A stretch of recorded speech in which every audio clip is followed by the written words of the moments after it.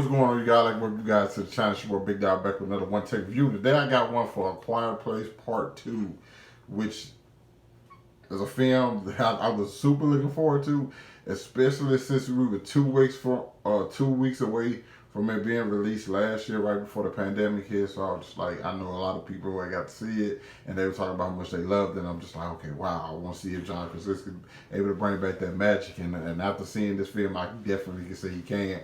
The cast obviously returns, and John Krasinski is actually in this one as well because they actually showed day one of when like the aliens first landed here and like how things got like they landed and got busy like they immediately it's like they land and it's time to get active. Okay, that opening scene is so good. Like the John Krasinski does a fantastic job once again directing this thing, and like the cast is great. We have a couple new people joining, and I think everybody like held their own tremendously, especially like the kids in this. The kids are like really, really good. I'm kind of wondering, are they going to do a third one? You obviously have to start a question like, are they going to do a third one now? Obviously, we have to see what's going to do at the box office and all those things. But you get to thinking like, because this one definitely leaves the door open for a third. We kind of like the last one left the door open. You know what I'm saying? If they want to stop, they can, but if they want to let it keep going, they also can do that as well. Because this one basically picks up right after the other one, where they just trying to go out and see the other people, if anybody else is still alive, and like, you know, they try to find a way to save themselves, and also they want to tell them like, hey, we found a way to kill these things. And like the journey, like there's the music. I mean, not the music, but the way the sound works is just as good as the first one. Like the theater experience is just as good. You want to be in there with a good crowd where it's like quiet and everybody's just like very respectful of the film. So like you can appreciate the artistry behind it. I thought that was good. There was sometimes I feel like they used more score at times. I can't remember. I have to go back and watch the first one again. But like it was times I feel like there was music in it that there wasn't in the first one. But at the same time, there's still times where like you please go dead silent, then boom, like something happened, and like you have your jump scares, but not to the point where it's like just random jump scares. It's like you'll see something, but it doesn't feel forced because it's something that plays off sound, you know. So I think I really enjoyed that. Overall, the uh, the acting was top tier from top to bottom. It gave you some great. Emily Blunt is just, I don't know.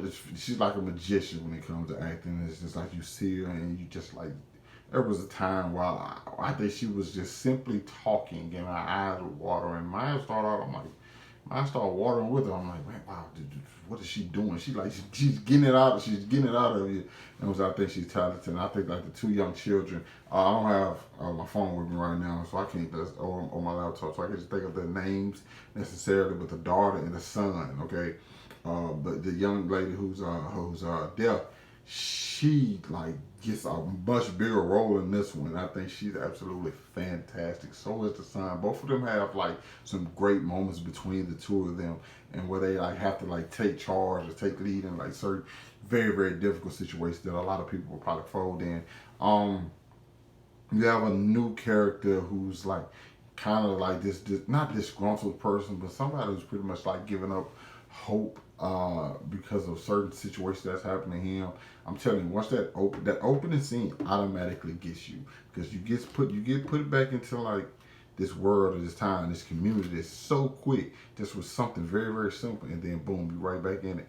And you get to learn more things about the monsters. So like that, and a thing I like that they didn't make this like, hey, we going out hunting monsters now. Oh, that's not what it is. Because listen, these jokers still ain't nothing to be played with. They legit. They real deal. Okay, so they ain't trying to make it into something like that, which I'm happy they didn't. But overall, man, the movie is just I would say just as good as the first one. I can't even say which one I prefer more because I've seen the first one multiple times. I don't have to go. I think I'll. This is actually a film. I'm probably not, but I would want to see this multiple times at theater because I think the theater experience is like where you get the best experience for any movie.